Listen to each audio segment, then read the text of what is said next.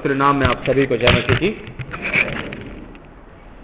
एक बार ऐसा हुआ, खूब तेज हवा चल रही थी और पादरी साहब अपना पर्चा लेकर, जो पर्चा बनाते हैं जिसमें सामान लिखा जाता है, उस पर्चे को लेकर खड़े हुए और इधर से हवा का झोंका आया बड़ी तेज और वो पर्ची उड़ गई। जब ऐसा प्रार्थना कर रहे थे उनको पता नहीं लगा कि मेरा पर्चा उड़ गया और बाइबल के पेज भी पलट गए। जब उन्होंने अपना सरमन देने के लिए अपने बाइबल को खोला तो देखा उसमें पर्चा रखा हुआ था। उस पर कुछ कभी 1 किलो मिर्ची, 1 किलो दाल, 1 किलो धनिया, वो बीवी ने लिख के दिया हुआ, मैं बाइबल में रखा रह गया। तो उन्होंने बोला ठीक है, आज खुदावन शायद नहीं चाहता कि मैं जो मेरा कलाम था उसे प्रीच करूं, खुदावन चाहता है कि मैं आज मिर्ची और धनिया पे प्रीच करूं। तो उन्होंने उसे प्रीच किया। ये अलग अलग तरीके होते हैं पादरियों के, आप नहीं समझ सकते, मगर फिलहाल खुदावन ने जो कलाम मेरे और आपके लिए दिया है वो यही है कि आज मैं आपको अधर्म के बारे में बताना चाहता हूं, फॉल्स रिलीजन के बारे में बताना चाहता हूं। पिछले दिनों में आपने देखा, आपने गौर किया होगा कि हम लोगों ने पाम संडे को एक जुलूस के रूप में मनाया।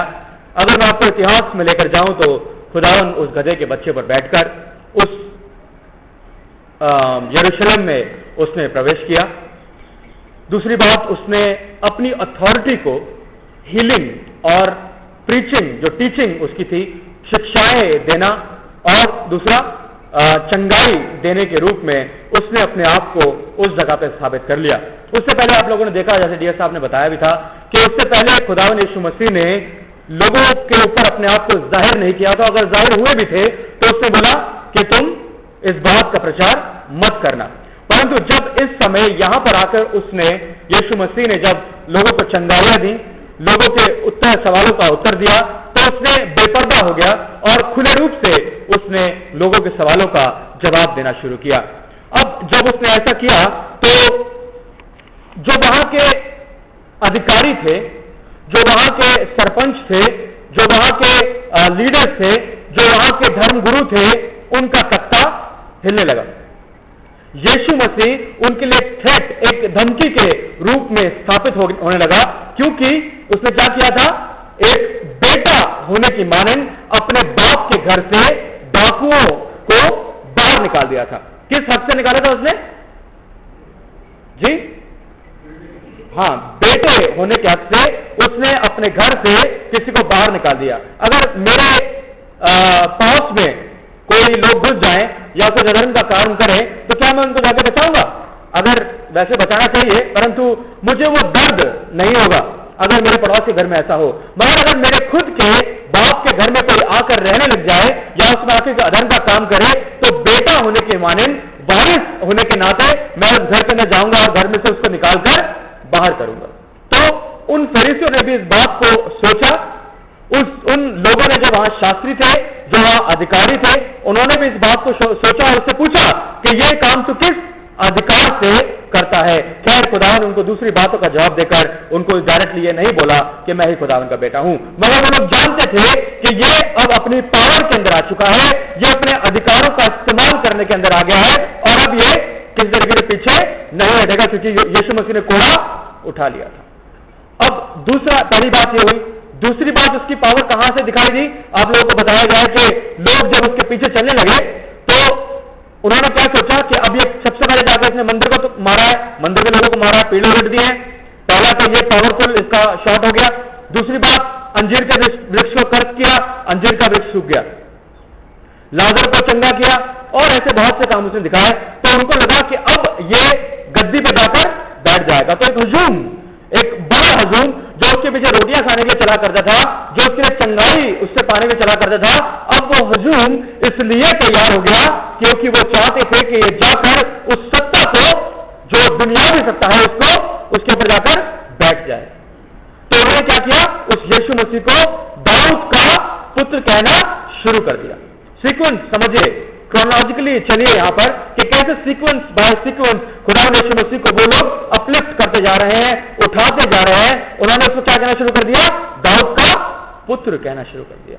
हालांकि उनके दिमाग में यीशु मसीह जो एक मसीह था, जो उनके लिए प्रॉफिट, जो उनके लिए प्रॉमिस मसाया था, लोगों ने उस बात पर गौर नहीं किया, परंतु उसके शारीरिक अपीयरेंस को देखा, उसके शरीर की जो बातें थी उसको देखा और कहा कि अब ये जाकर सत्ता के ऊपर बैठ जाएगा और अब ये सत्ता को हथियार, मतलब हमारे को सत्ता दिलवा देगा। ये दूसरी चीज, वहां की जो अथॉरिटीज थी, फरीसी जो थे, उनके लिए भी एक थ्रेट बन गई, प्लस जो रोमन्स थे, उन सोल्जर्स के लिए, उन अधिकारियों के लिए, गवर्नर के लिए भी ये प्रॉब्लम क्रिएट हो गई कि अब ये मसाया यहां पर आ चुका है, अब ये एक रिडीमर यहां पर आ चुका है, अब ये एक क्रांतिकर्ता यहां पर आ चुका है, और अब क्या करेगा, ये उस सत्ता को हथिया लेगा।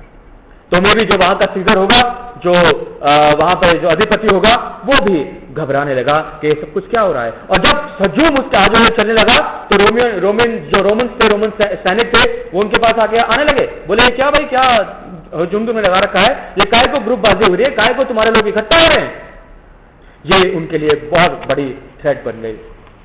खुदावन यीशु मसीह ने उनके ऊपर बातें कहना शुरू कर दिया, उन फरीसियों के ऊपर उंगलियां उठाना शुरू कर दिया, जो फरीसी वहां पर अधिकारी थे, वो फरीसी जो वहां पर धर्म के अधिकारी थे, खासतौर से पैसों का लेन देन उनके अंतर्गत में हुआ करता था। पूरा जो मंदिर था, मंदिर की जो ट्रेडिंग, जो व्यापार था, वो उनके हाथों के तले हुआ करता था। वो प्रॉफिट को कमाया करते थे, करेंसियों को चेंज किया करते थे, माल को बेचते थे, खरीदते थे, पावर थी उन लोगों के पास। खुदावन ने, यीशु मसीह ने जैसे वहां गया, उसने उन लोगों के ऊपर उंगलियां उठाना शुरू कर दिया, उनकी जीविका पर उंगलियां उठाना शुरू कर दिया, उनकी पावर्स पर उंगलियां उठाना शुरू कर दिया, उनकी जिम्मेदारियों पर उंगलियां उठाना शुरू कर दिया, उनकी वर्ल्डली रिलीजियोसिटी के ऊपर, जो उनकी सांसारिक धार्मिकता थी, उसके ऊपर उंगलियों को उठाना शुरू कर दिया। और जो कलाम हमने भी पढ़ा, मत्ती रचित सुसमाचार उसका 23वां अध्याय, उसकी पहली आयत से लेकर 12वीं आयत तक, वहां खुदावन यही कहता है, एक फॉल्स रिलीजन के बारे में खुदावन को बताता है। वो जो धर्म के लोग थे, जो धर्म की शिक्षाएं दिया करते थे, जो धर्म के लोग वहां पर बैठा करते थे, वो लोग क्या थे, वहां पर चार, मैं बताऊं, इस्राएल में 4 कल्ट पाए जाते थे मुख्य रूप से, एक सारसी, एक सैडुसी, सदुकी, एक फरीसी, एक सदुकी, एक एसेंस करके एक ग्रुप हुआ करता था, और एक जेरेट्स जो लोग हुआ करते थे, वो तलवार लेके घूमते थे। वो सोचते थे कि यीशु मसीह आएगा, तलवार से काटेगा और हमें अधिकार दिला दिया करेगा। ये 4 लोग थे। एक स्क्राइब्स हुआ करते थे, शास्त्री लोग जो हुआ करते थे, ये धर्म के पढ़ाने और सिखाने वाले थे। ये बड़े बड़े सेनेटॉक्स में बैठा करते थे, सेनेट्रियन करके एक अदालत हुआ करती थी, उसके अंदर जाकर जब कोई खुदावन के खिलाफ विरोध करता था या आवाज उठाता था, तो उस विद्रोह को खत्म करने के लिए एक संगठन के अंदर मिला करते थे। बड़े पावरफुल लोग हुआ करते थे उस समय के अंदर ये लोग, और ये क्या थे, सच्चाई को, धर्म को बताने और जताने वाले लोग थे। मगर खुदावन यीशु मसीह ने क्या कहा, धर्म का पढ़ाना जरूरी नहीं है, इस विश्वास का पढ़ाना जरूरी नहीं है, परंतु विश्वास को जीना जरूरी है।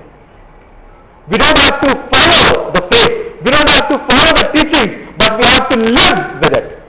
We have to live with that faith जो खुदावन ने हमको सौंपा है। हमें उस विश्वास के साथ चलना नहीं है, उस विश्वास को फॉलो नहीं करना है, परंतु उस विश्वास को जीना। तभी हमारी जिंदगी दो पार हो जाती है, एक सांसारिक बन जाती है और एक आत्मिक बन जाती है, क्योंकि हम उन शिक्षाओं पर मनन करना चाहते हैं, उन शिक्षाओं पर चलना चाहते हैं, परंतु अपनी जिंदगी पर उस पर अमल लेकर नहीं आते हैं। अगर अपने सेकुलर और स्पिरिचुअल लाइफ को एक कर लेंगे तो हम अपने विश्वास से जी सकेंगे, उस विश्वास को जी सकेंगे। खुदावन इसी फॉल्स रिलीजन के ऊपर अपनी उंगली को उठाता है।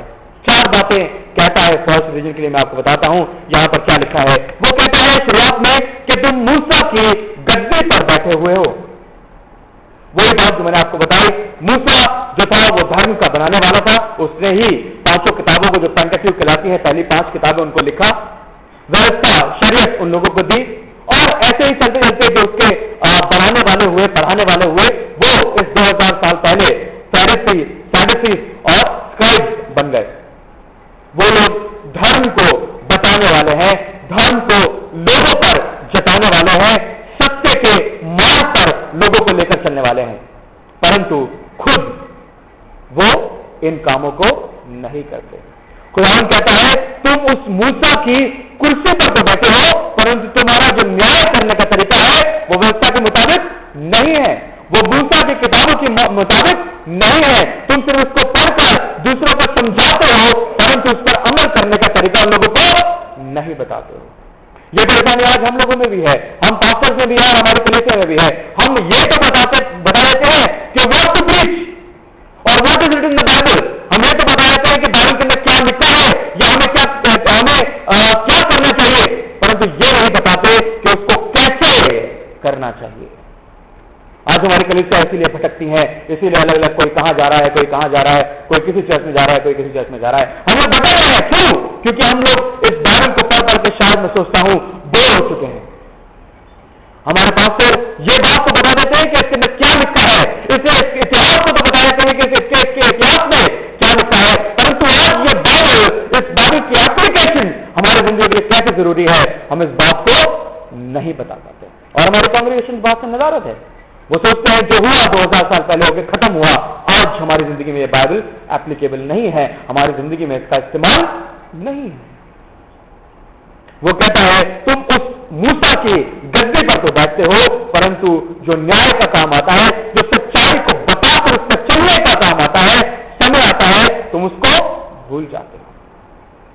हम अपनी जिंदगी को देखें, हमारी जिंदगी में भी शायद ऐसा ही होता है। उसकी तीसरी आयत, अगर हम इसकी 23 की तीसरी आयत पढ़ें तो वहां पर लिखा है कि तुम्हारा जो धर्म है वो it's a religion of Hippocrates. Hypocrisy है तुम लोगों में, तुम लोग धोखा करते हो, दिखावा करते हो। तुम लोग उस धर्म को जिसको तुम मानते हो उसका चलते नहीं हो। तुम सिर्फ उस धर्म को जैसे तुम चलते हो उसका दिखावा करते हो। हिपोक्रेट्स हो तुम लोग। चर्च में बड़े बड़े दानों को देते हो, अपने उपवासों को रखते हो, अपने छोरों पर, अपने कपड़ों को छोरों पर बड़े कपड़ों को बांधते हो ताकि तुम्हारे को सारी आज्ञाएं याद रह जाए। तुम बाहर अपने बाइबल को या उस कलाम को याद कर लेते हो, परंतु दिखावे के तौर पे अंदर से तुम्हारे मन वैसे ही मैले हैं, वैसे ही गंदे हैं। तुम्हारे पास वो सच्चाई और खराई नहीं है जो कलाम के अंदर लिखी गई है। तुम हिपोक्रेट्स हो, दिखावा करते हो। ये खुदा चोट करना चाहता है उस अधर्म के ऊपर जो वो लोग कर रहे थे, वो जो लोग फैला रहे थे।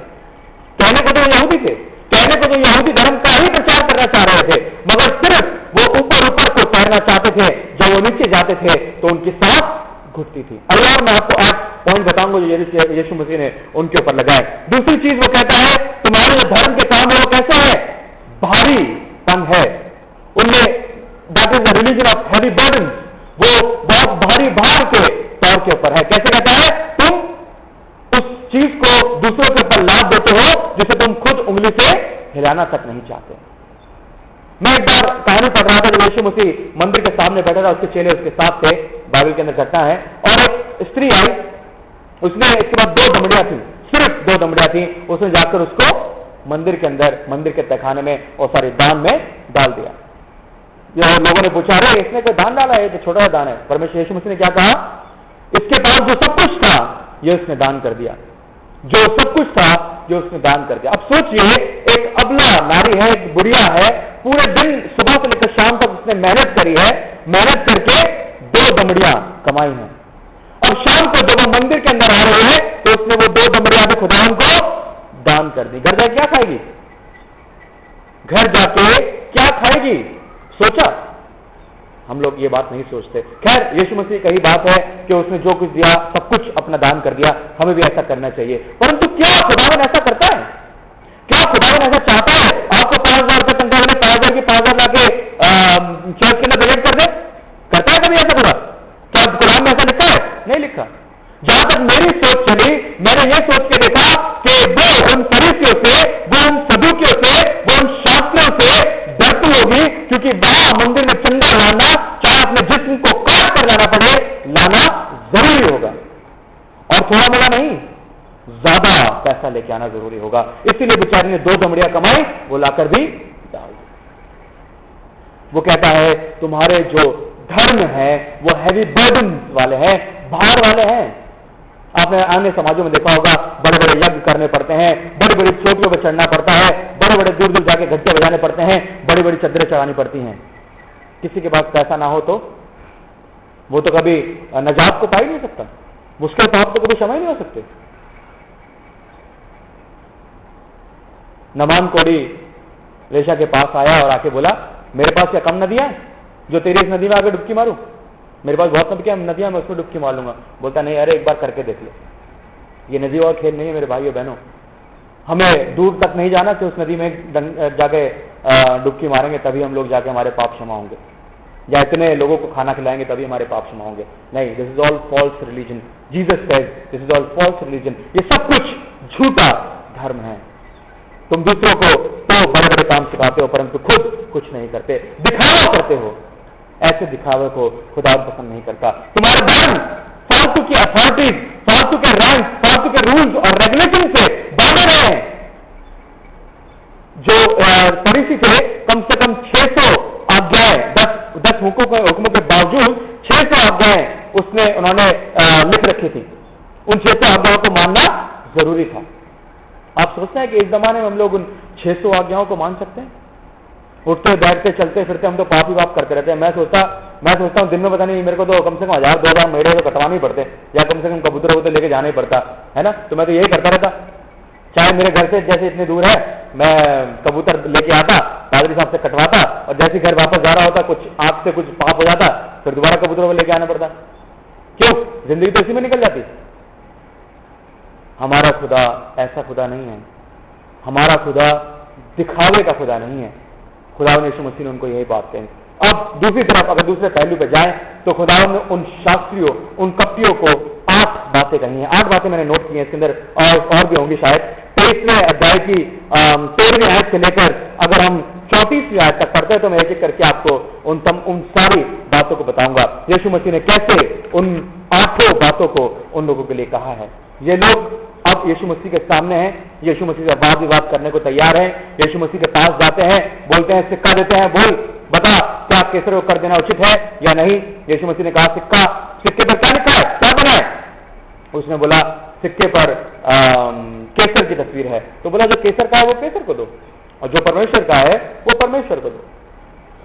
अंजीर के वृक्ष का वृत्तांत आपने पढ़ा, और बहुत से वृत्तांत बाइबल के अंदर मिलते हैं। नेवताहारियों का वृत्तांत आपने पढ़ा, उस किसान के बारे में आपने पढ़ा, किस तरीके से तमाम लोग यीशु मसीह उनके तमाम सवालों का बड़ी ही बुद्धिमानी से जवाब देता आ रहा है। और यहाँ पर यीशु मसीह क्रोधित भी है उन लोगों से, और उसके दिल में आत्मग्लानि भी है कि ये इतने सालों से उस कलाम को पढ़ रहे हैं परंतु अभी भी ये झूठे धर्म में ही पड़े हुए हैं, संसारिकता के अंदर ही पड़े हुए हैं, संसार की बातों में ही पड़े हुए हैं। और खुदावन ने उनको सही मार्ग बताने के लिए उनको कहते हैं ना, श्लोक सुनाना शुरू कर दिया। क्या कहते हैं राजस्थान में, ज्ञान देना है ना, ज्ञान देना कहते हैं ना, ज्ञान देना शुरू कर दिया यीशु मसीह ने उनको। यहाँ लिखा है पहली आयत, अगर हम 13वीं आयत पढ़े तो वहां पर लिखा है कि तुम मनुष्य के विरोध में स्वर्ग के राज्य का द्वार बंद कर देते हो, और ना तो आप ही उसे प्रवेश करते हो और ना उसे प्रवेश करने वालों को प्रवेश करने देते हो। उन्होंने सीढ़ियां लगा रखी थी। जानते हैं जहां पर ये दुकान लगी थी वो क्या जगह थी? वो जगह किसके लिए निर्धारित थी? अन्य जातियों के लिए, अन्य जाति के लिए निर्धारित थी, और वो लोग अन्य जातियों को वहां नहीं आने देते। जब अन्य जाति वहां पर सजदा करने के लिए आया करते थे तो नहीं देख पाते थे, नहीं मिल पाते थे, नहीं आराधना की जाती थी। कनानी स्त्री के बारे में आपने पढ़ा है, कैसे वो यीशु मसीह के पास आई और यीशु मसीह से उसने आकर इल्तिजा करी और खुदावन ने उसके काम को किया। निकोदेमुस के बारे में आपने पढ़ा है, बहुत से ऐसे लोग, निकोदेमुस से खैर यहूदी था, बहुत से अन्य जाति के लोग खुदावन के पास आए, और खुदा जो अन्य जातियां थे उन्होंने यीशु मसीह से उस उद्धार को पा लिया। ये लोग क्या करते हैं, जब अन्य जाति उनके पास आते हैं तो उनको भगा देते हैं। वो कहते हैं नहीं, तुम यहां पर नहीं आ सकते। अगर हम अपने आप को यहां पर स्टैब्लिश करें, इन शास्त्रियों और फरीसियों के रूप में अपने आप को रखकर देखें, तो हमें जितने लोग यहां पर बैठे हैं सब कहीं ना कहीं किसी ना किसी तरीके से अधिकारी हैं। कुछ लोग पास्टर कमेटी में हैं, कुछ लोग मेरे जैसे पादरी यहां पर अधिकारी बनके खड़े हुए हैं, कुछ लोग बाहर अधिकारी होंगे, मगर किसी ना किसी चर्च से किसी ना किसी तरीके से रिलेटेड हैं। जब खुदावन हमें ये बात बताता है, जब खुदावन उन कप्तियों और उन शास्त्रियों को डांटता है, उनको ताना देता है, तो अपने आप को रखकर देखें कि आप इनमें से किस जगह पर बिलोंग करते हैं।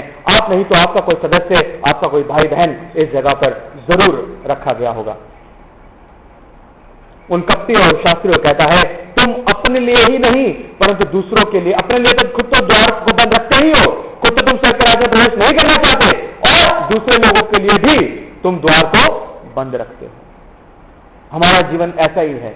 हम लोग अपने आप में तो गुनाह में पड़े ही पड़े हैं, मगर जब दूसरे हमारे जीवन को देखते हैं, जब दूसरे हमारे गवाहियों को देखते हैं, तो वो भी हमारे उस धर्म से फिर जाते हैं। पहले के जमाने में ईसाइयों की बड़ी तारीफ सुना करता था, बहुत तारीफ सुना करता था कि लोग ऐसे होते हैं, बहुत सच्चे होते हैं, अच्छाई की बातों पर चलते हैं। आज अगर मीडिया में अगर आप देखें तो जितने कृष्णा, जितने जय, जितने वीरू जितने होंगे वो सारे हीरो होंगे, जितने डेविड, जितने माइकल, जितने सैमसन होंगे वो क्या होंगे, सारे दारू बेचने वाले, स्मगलर, मोना ये लो सोना, है ना, माइकल ये लो साइकिल, ये है ना। और वो बोलेंगे कैसा, हम जाता है, हम खाता है, भैया हमें हिंदी नहीं आती, कौन सा ईसाई से हिंदी नहीं आती, हमें भैया आप में से कौन सा ऐसा वो है जो बोलता है कि मैं जाता हूं, मैं खाता हूं। May be they influence from this Goa से या बॉम्बे के रिलीजन से वो इन्फ्लुएंस होंगे। जहां पर सरदार दिखाना वहां पगड़ी दिखा दो, जहां पर मुस्लिम दिखाना वो छोटी सी वो दिखा दो, और जहां पर ईसाई दिखाना वहां पे हैट, है ना, या सूट बना के खड़ा कर दो।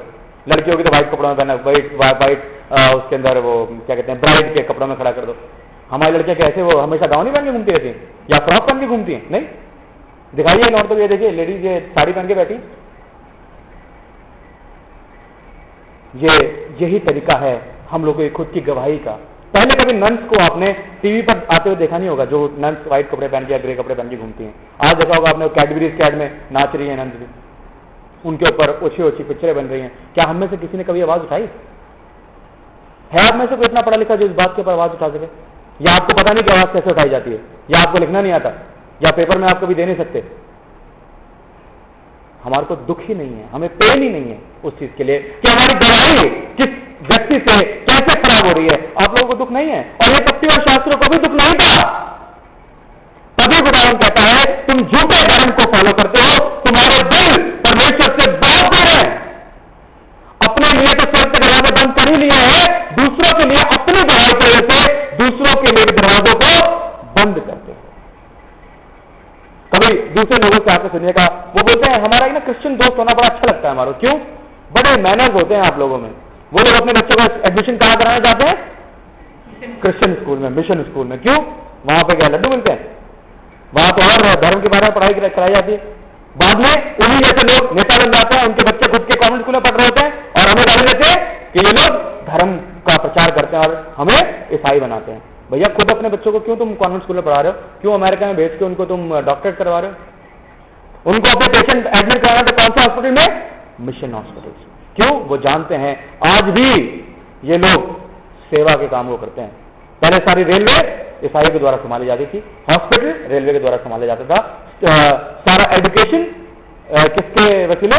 ईसाइयों के बलबूते पे चलता था। आज दीज ऑल आर प्रोफेशंस। पहले ये सेवाएं थी, आज प्रोफेशन है, व्यवसाय है, 40-45 हजार रुपये तनख्वाह है, कौन नहीं जाना चाहेगा? आज सेवा भाव खत्म हो चुका है, मगर जो हमारी गवाही थी वो भी खत्म हो चुकी है। हम ईसाइयों ने खुद अपनी गवाहियों को खत्म कर रहे हैं। यही खुदा कहता है तुमने खुद तो उन स्वर्ग के राज द्वारों को बंद कर दिया, कर ही लिया अपने लिए, परंतु दूसरों के लिए कम से कम ठोकर का बायस ना बनो। तुम दूसरों के लिए भी ठोकर का बायस हो। पहली जो बात खुदावन है वो उनसे कहता है। दूसरी बात उनसे कहता है कि तुम क्या करते हो? तुमने अगर हम 15वीं आयत पढ़े तो उसमें लिखा है, 15वीं और 16वीं आयत पढ़े, उसमें लिखा है, हे कपटी शास्त्रों फरीसी तुम पर है, तुम एक जन को अपने मत में लाने के लिए सारे जल और फल में फिरते हो, और जब वो मत में आ जाता है तो उसे अपने से दूना नारकीय बना देते हो। आपने देखा होगा आजकल, सॉरी टू से, हो सकता है आपको मेरा कलाम बुरा भी लगे, झोला डाल लेते हैं कुछ पादरी लोग, बाइबल डाल ली एक, चलो दूसरों के घर के अंदर, फिर एक अपना चर्च खड़ा हो जाता है ना, एक मजबूत कलीसिया खड़ी होती है। कैसे खड़ी होती है? जहां मैं रहता हूं दिल्ली के अंदर, एक ढका मेथोडिस्ट चर्च जो मेरा नेटिव चर्च है वो था, और एक रोमन कैथोलिक चर्च था। 2 चर्च हुआ करते थे। अब मेरे घर के आसपास ही कम से कम 18 चर्च है। एक बिल्डिंग के अंदर 3 चर्च सकते हैं, एक ही बिल्डिंग के अंदर, फर्स्ट फ्लोर पर, सेकंड फ्लोर, थर्ड फ्लोर पे। अब आप उनसे जाके पूछिए ये मेंबर कहां से है, तो पता लगा आधे लोग ढका मेथोडिस्ट चर्च के आ चुके हैं और आधे लोग कैथोलिक वाले आ चुके हैं। शीप स्टीलिंग, तू आजा, थोड़े से लोग आए, तुम सारी कोशिशें करते हो कि जल और थल में से कैसे भी पैसा देके, कैसे भी कुंभी करके, मीट खिला के,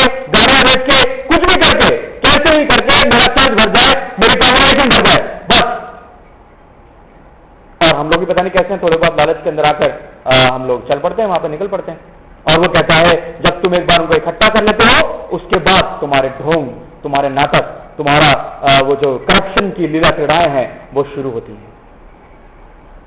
तुम इस तरीके से दूसरों को भटकाकर अपने समूह में जोड़ लेते हो। पास्टर कमेटी में अंदर देखा आपने, कभी बिशप के लेक्चर में देखा है, कभी रीजनल कॉन्फ्रेंस जाएं या कभी और किसी सभाओं में जाएं जहां धार्मिक सम्मेलन भी होते हैं, वहां पर क्या है, ग्रुपिज्म बड़ा तगड़ा होता है। चर्च के अंदर, हमारे चर्च में तो नहीं है, बहुत अच्छी बात है, कुछ जगहों में ऐसा होता है, यार मैं इस कमेटी का चेयरमैन हूं, मुझे जीतना है इस बार, मुझे पैसे चाहिए, पैसे देके लोगों को खरीद लिया, एक ग्रुप बना लिया अपने लिए, पहले तो अच्छाइयां दिखा ग्रुप बना लिया, उसके बाद उन सभी को अपनी बुराई के अंदर शामिल कर लिया।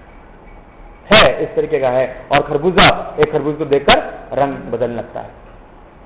तुम लोग जल और फल की सारी ताकतें इस्तेमाल कर देते हो ताकि किसी भी तरीके से वो तुम्हारे समूह में आ जाए, किसी भी तरीके से वो भेड़ मेरे गले में आ जाए, किसी भी तरीके से ये 15 लोग मेरे नाम से, मेरे चर्च के नाम से बपतिस्मा ले लें।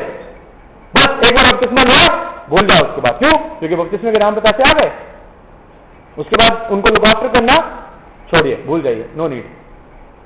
बहुत से पादरी तो विजिटिंग करना भूल ही चुके हैं, और बहुत से लोग भी भूल चुके हैं कि पादरी का विजिट करना भी जरूरी होता है।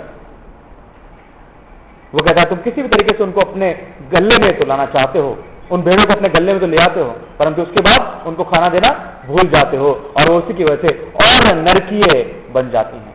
दूसरी बात खुदावन ने उनको बोली।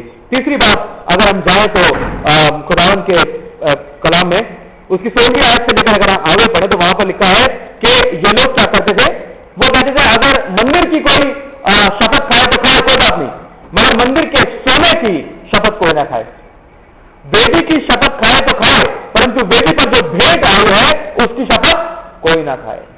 बाइबल में लिखा है रोमियो की पत्री में, तुम सृष्टिकर्ता को छोड़ सृष्टि को पूजने लगे हो। तुम सृष्टिकर्ता को छोड़ सृष्टि को पूजने लगे हो। कुरान कहता है क्या चीज जरूरी है? क्या मंदिर का सोना ज्यादा जरूरी है या मंदिर होना ज्यादा जरूरी है? परमेश्वर का होना ज्यादा जरूरी है या परमेश्वर के उन कामों का जो तुम लाके भेंट चढ़ाते हो, या तुम लाकर सोना चढ़ाते हो, या ये लाइटें लगाते हो, या यहाँ पर पर्दे लगाते हो, ये ज्यादा जरूरी है? आज हमारे चर्चेज में लड़ाई किस बात की है? इन्हीं बातों की लड़ाई है। ये चर्च में ऐसा होना चाहिए, ये बेंच ऐसे टेढ़ी होनी चाहिए, ये पंखा ऐसे नहीं घूमना चाहिए, ऐसे घूमना चाहिए। बहुत सी लड़ाइयां हैं, बहुत सी लड़ाई। आपके उसमें तो नहीं है, मैं सार कलीसिया में था, वहां तो बहुत लड़ाइयां थी इस मामले में। ये पीला रंग, भाई साहब ये पीला रंग नहीं होना चाहिए था, ये तो गलती हो गई। अच्छा जी पीला रंग नहीं बोले, फिर कैसा होना? लाल होना चाहिए था। चर्च के अंदर लाल देखा हमने, अच्छा जब अगली सुबह उठ गया कैसा लाल हो गया वो रंग, किससे पूछा नहीं, कुछ नहीं, क्या लाल कर दिया। अपने पैसे खर्चते हैं, मगर सिर्फ आपस में एक एनिमिटी है, एक झगड़ा सा है। वो चर्च को ज्यादा इंपॉर्टेंस देते हैं, चर्च में रहने वाले परमेश्वर को भूल चुके हैं। यहां भी ये कहता है, बेटा तुमको शर्म नहीं आती कोई सोने की शपथ ना खाए, मंदिर की शपथ खाने कोई बात नहीं। हम लोग भी ऐसे ही हैं, हम लोग का जीवन भी ऐसा ही है। चर्च में कोई ये नहीं होना चाहिए, चर्च का एक ईंट भी बाता नहीं होनी चाहिए, चाहे हम लोग आपस में लड़के मर जाए। और कल हमने क्या पढ़ा था, कुरिन्थियों 3 में क्या लिखा है? मंदिर क्या है? हमारा शरीर मंदिर है। हमारा शरीर एक दूसरे लड़ जाए, नाश हो जाए, कोई बात नहीं, मगर परमेश्वर का भवन नहीं मिलना चाहिए। नाश कर दीजिए ऐसे भवन को जिसमें बैठ के हम दुष्टता की बातें करते हैं, एक दूसरे को दुष्टता से घूसे मारते, लड़ते और झगड़ते हैं। क्या फायदा है बिल्डिंग का? क्या फायदा ऐसे पत्थरों का जिसमें हम बैठ करते दिल को पत्थर करके एक दूसरे से लड़े और झगड़े? खुदावन कहता है तुम सृष्टिकर्ता को छोड़ सृष्टि को पूजने लगे हो। आज हम किसी को ज्यादा इंपॉर्टेंट देते हैं? बपतिस्मे को ज्यादा इंपॉर्टेंट देते हैं। आज हम और कई के और चीजों को, बातों को ज्यादा इंपॉर्टेंट देते हैं। पुलपिट पे काला कलर होना चाहिए, पीला कलर होना चाहिए, हरा कलर होना चाहिए, या मंदिर का कलर कैसा होना चाहिए, या ये क्यों होना चाहिए, ऐसा क्यों होना चाहिए। बहुत से रगड़े झगड़े हैं, पता नहीं क्यों, मुझे समझ नहीं आता। खुदावन ने कहा से रगड़े झगड़े किए, मुझे नहीं समझ आता। वो कहता है तुम सृष्टिकर्ता को छोड़ सृष्टि की पूजा करने लगे हो, और इसको पूजना, सृष्टि की पूजा करना है मेरे भाइयों बहनों। उद्धार इससे नहीं है, उद्धार यीशु मसीह से है। इस बारी को पढ़कर निचोड़ कर पी जाइए, उद्धार नहीं है। बपतिस्मा कर लीजिए, बपतिस्मा 50 में कर लीजिए, उद्धार नहीं है। उद्धार सिर्फ एक चीज से है, वो है यीशु मसीह से। जो अंतर है, गवाह है, उनको पढ़ना नहीं आता, उनका उद्धार नहीं होता क्या? होता है। कैसे? सिर्फ यीशु मसीह पर विश्वास करने से। जो गरीब है दान नहीं दे सकते, क्या उनका दान नहीं होता है किससे? यीशु मसीह से। जो चर्च की पास्टर कमेटी में नहीं है, क्या उनका दान नहीं हो सकता? होता है किससे? यीशु मसीह से।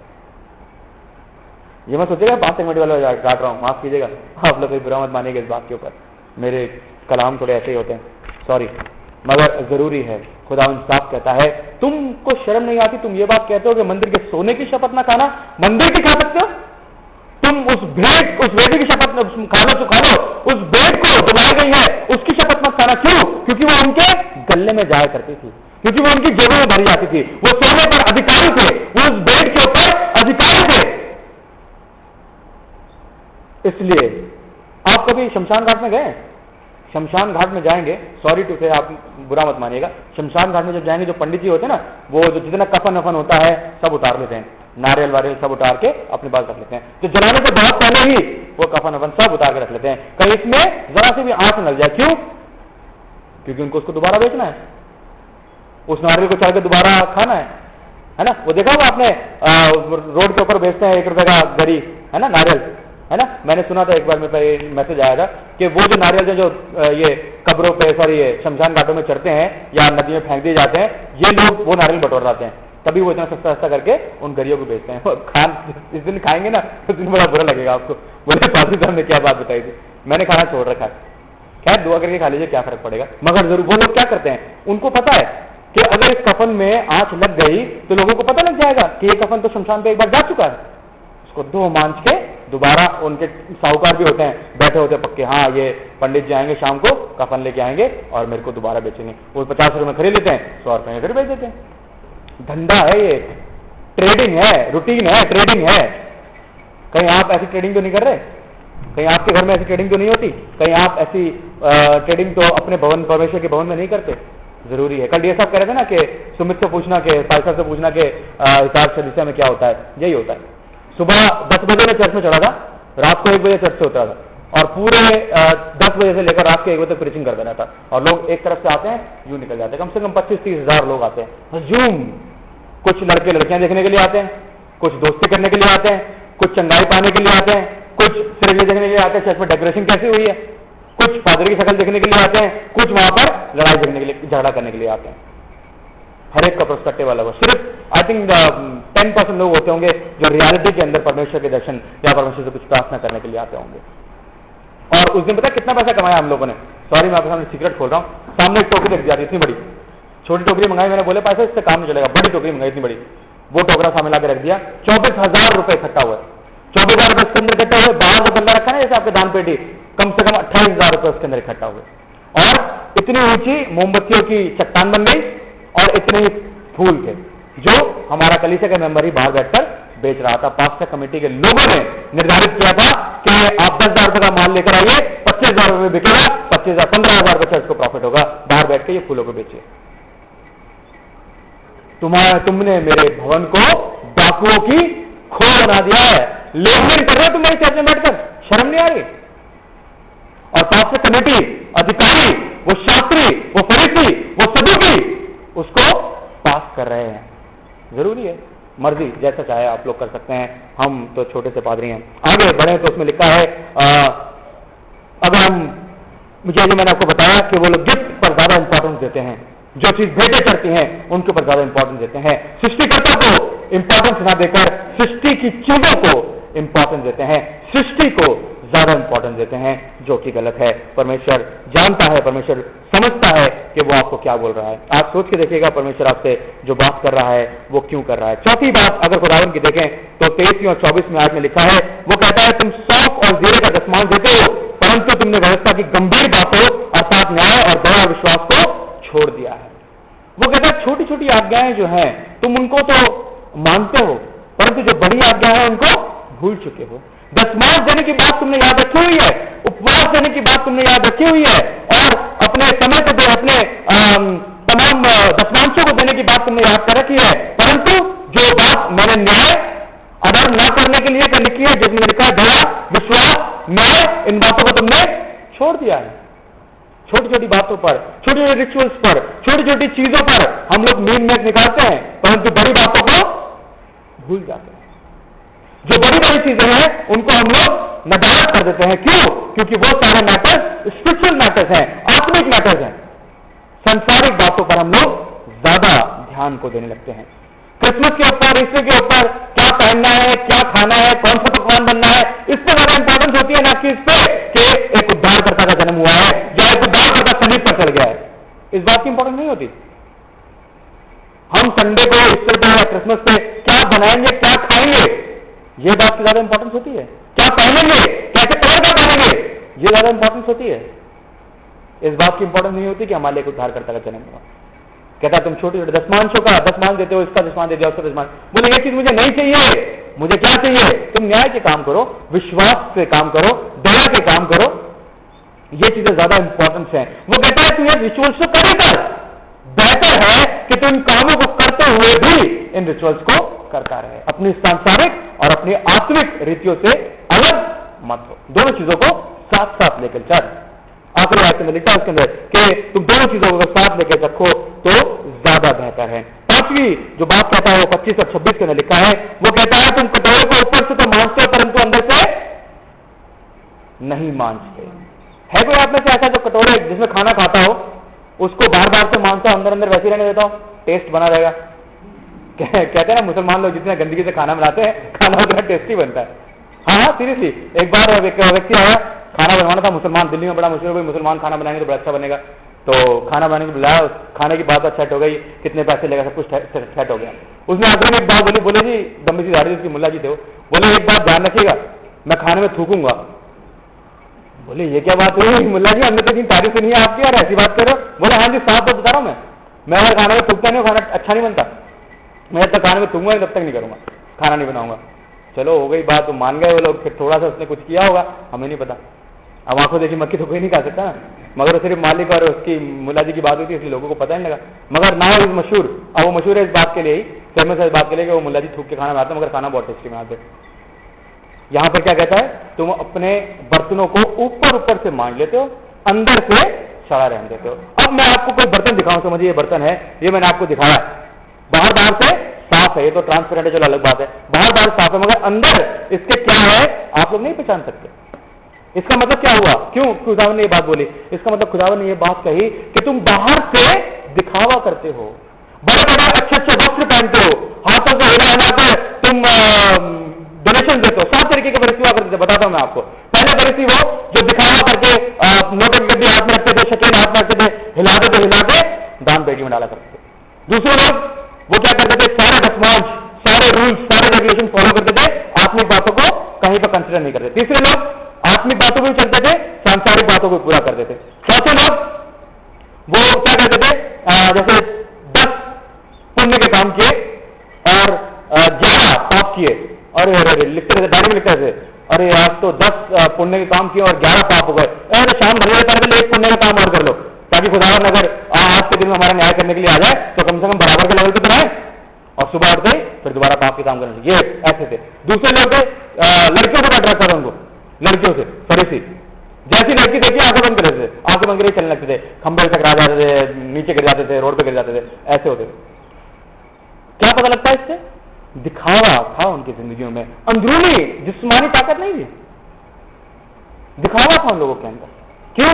क्योंकि वो लोग के अंदर वो सच्ची आत्मिकता नहीं थी, वो सच्चाई नहीं थी, वो एक झूठे धर्म को फॉलो कर रहे थे, वो धर्म की बातों को सिखाते तो थे परंतु अपने अंदरूनी जिस्म को साफ नहीं करते, कोरा दिखावा, साफ दिखावा करते थे।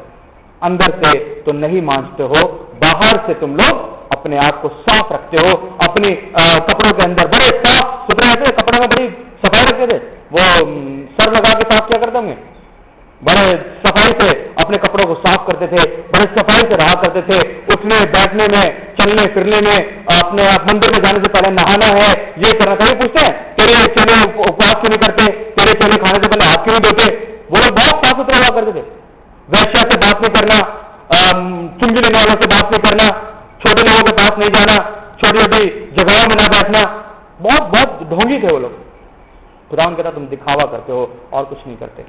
हम भी ऐसे ही हैं, शायद हम भी ऐसे ही हैं। अपने आप को परखें तो आपको खुद पता लग जाएगा, अपने आप को परख कर देखें।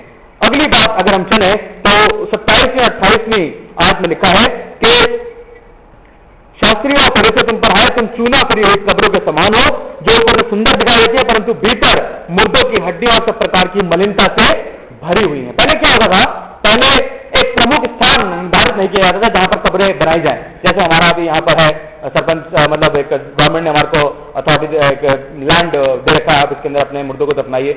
ऐसे ही हर जगह के अंदर एक लैंड दिया जाता है। पहले क्या होता था, लोग अपनी जमीन जहां पर खरीदा जाता है खरीदने चले और उसके अंदर दफना दिया करते थे। पहले तो गुफाओं में दफनाया जाता था, फिर गुफाएं खत्म हो गई तो जमीन में दफनाने लगे। तभी ये क्रॉस लगाते बड़ी बड़ी जानबूझ के, इसका नाम ये है कहीं हम भूल ना जाए, तो इसलिए ये चिन्ह लगा दिया जाते थे। तो ऊपर से क्या करते थे, उसको वो किया जाता, चूना डाला जाता था उनके ऊपर, ताकि जब भी कोई मुसाफिर वहां से गुजरे या कोई इंसान वहां से गुजरे तो वो धार्मिक रूप से अपवित्र ना हो जाए, क्योंकि मुर्दे को छूना या मुर्दे की कब्र तक को छूना अपवित्रता माना जाता था। खुदावन कहता है तुम जो लोग हो वो ऐसे ही चूना लिपी हुई कब्रें हो, तुम्हारे अंदर जीवन कुछ नहीं है। प्रकाशित वाक्य 3 बात में क्या बोलता है, मैं तुम्हारे कामों को जानता हूं, तुम जीवते तो कहलाते हो परंतु हो मरे हो, क्योंकि मैंने तुम्हारे किसी भी काम को अपने परमेश्वर के निकट पूरा होकर नहीं पाया। ये लोग भी ऐसे ही थे। ये लोग क्या करते थे कि उन कब्रों के पास में चूना डाला करते ताकि किसी को छुए ना, कोई अपवित्र ना हो जाए, और अगर अपवित्र हुआ तो हमारे पास आगे क्लींजिंग के लिए हमारे को पैसे देगा और साफ होगा। खुदा ने ऐसे लोगों को कहता है तुम चूना लिपी हुई कब्र हो, तुम्हारे अंदर हड्डियां सड़ती हैं और बांस मारती हैं। तो वो ये कहना चाहता है कि तुम्हारे अंदर का जो अधर्म है वो अंदर से सड़ता है, बांस मारता है, क्योंकि तुम्हारे दिल में से वो निकलेगा जो तुम्हारे दिल में होगा। एक कमरे के अंदर आप पत्थर रख दोगे तो क्या से सोना निकलेगा? नहीं। एक कमरे में सोना रख दोगे तो क्या उसमें से पत्थर निकलेंगे? नहीं। जिसके दिल में जो है वो उसमें से निकलेगा। एक बार एक बहुत बड़े आदमी थे, वो नदी में गए नहाने के लिए, सुबह सुबह नहा रहे थे, तो नदी में एक बिच्छू गिर गया। बिच्छू चलते उनके सामने से निकला, जैसे उन्होंने प्रार्थना करे थे, अंजलि में उस बिच्छू को उठाया और बाहर लेकर आने लगे। बिच्छू ने काट लिया, फिर नीचे गिर गए, बिच्छू नीचे गिर गया, उसने फिर बिच्छू को उठाया, फिर बाहर लेकर आने लगा। ऐसे ही 4-5 बार हुआ। 4-5 बार के प्रोसेस में वो बिच्छू बाहर आ पाया और 4-5 बार उस बिच्छू ने उसको काट लिया। एक आदमी पास में बैठा था, कहने लगा मैंने सुना है आप तो बड़े महान और समझदार आदमी है, मेरे को लगता है आप तो बड़ा कोई बेवकूफ नहीं है। बोले क्यों? बोले यार ये बिच्छू पानी में मर रहा था, पानी में डूब रहा था, आपने उसको बचाया, चलो मान लिया। जब बिच्छू ने आपको एक बार काट लिया तो छोड़ रहे थे, मर रहे थे, वो आपके सामने आपसे बुरा कर रहा है तो आप क्यों उसके साथ अच्छाई करो, मर रहे थे। बोले भाई साहब बिच्छू का काम क्या है? बोले काटना। और बोले मेरा काम बचाना है। बिच्छू की जो फितरत है वो काटना ही है। बिच्छू की फितरत अपनी बिच्छू फितरत से नहीं हट सकता। खुदा ने उसको काटने के लिए बनाया तो वो काटेगा ही, और हमें बचाने के लिए बनाया है तो हमें बचाना ही चाहिए। ये इंसानी ऐसा है, इंसानी एक ऐसी चीज है जो बिना बात के काटती है। कहता है सांप जब तक कान रखो तब तक सांप नहीं काटता, जब तक सांप को कुछ हमारे से दुश्मनी ना हो, जब तक हमारे खतरा ना हो तब तक नहीं काटता। सारे जानवर ऐसे हैं, सारे जानवर ऐसे ही हैं, जब तक उसे हमसे खतरा ना हो तब तक नहीं काटता। हम ही लोग ऐसे हैं बिना बात के खतरे में, बिना बात के किसी को भी काट लेते हैं या आपस में लड़ पड़ते हैं। वो कहता है बिच्छू की फितरत काटना है, मेरी फितरत बचाना है। वो कहता है तुम्हारी फितरत अधर्म करने की है, क्योंकि तुम्हारे अंदर हड्डियां सड़ती हैं और बांस मारती हैं। हम लोग भी ऐसे ही हैं। हमारे अंदर क्या है? अगर आपके अंदर मलिनता है तो मलिनता निकलेगी, अगर सच्चाई सफाई है तो सफाई निकलेगी। अब आपको अपने आप को चेक करना है कि यीशु मसीह आज जो आपसे कह रहा है सही कह रहा है या झूठा है। यीशु मसीह आपको पता होगा। उसके बाद अगर हम पढ़े तो उसकी 34 से 29 से 33वीं आयत अगर हम जाए तो वहां पर लिखा है बाप दादाओं के बारे में। वो कहता है कि तुम बाप दादाओं की कब्रों को संवारते हो और गर्मियों के लिए कब्रों को खोदते हो। जितने लोग मर जाते हैं यहाँ पर